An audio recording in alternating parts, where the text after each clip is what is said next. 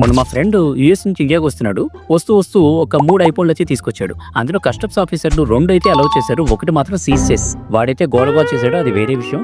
అయితే రోజుకి ఎన్నో వందల మంది ట్రావెల్ చేస్తూ ఉంటారు కదా, చాలా మంది దగ్గర నుంచి ఇలా గూడ్స్ అయితే సీజ్ చేస్తూ ఉంటారు కదా. మరి ఆ సీజ్ చేసిన వస్తువుల పరిస్థితి ఏంటి, వాటిని తర్వాత కస్టమ్స్ వాళ్ళు ఏం చేస్తారు అనేది ఇంట్రెస్టింగ్ పాయింట్ అనమాట.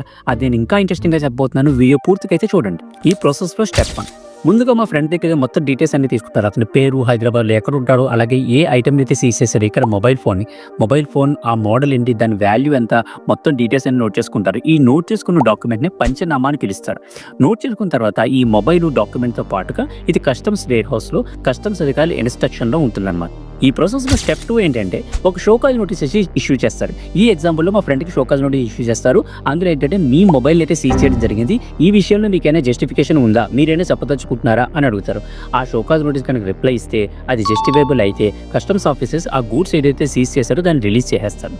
ఒకవేళ రెస్పాండ్ అవ్వకపోతే దాన్ని సీజ్ చేస్తారు, దాన్ని తిరిగి ఇవ్వరు. ఇంక మనం స్టెప్ 3కి వెళ్దాం. చాలా ఇంట్రెస్టింగ్. అయితే ఈ గూడ్స్ అనేది ఏం చేస్తారంటే వాళ్ళు సెగ్రిగేట్ చేస్తారనమాట. Electronic items, cosmetic items, other items, miscellaneous products ఇలా అయితే సెగ్రిగేట్ చేస్తారు. ఈ సెగ్రిగేట్ చేసిన దానికి ఒక టెండర్ అయితే పిలుస్తారనమాట. ఇందులో సక్సెస్ఫుల్ బిడ్డర్స్ ఎవరు ఉంటారో వాళ్ళకైతే ప్రొడక్ట్స్ అని వెళ్ళిపోతే దానికి వీళ్ళు ఒక ప్రాఫిట్ మార్జిన్ యాడ్ చేసి ఓపెన్ మార్కెట్లో అయితే అమ్మేస్తారు.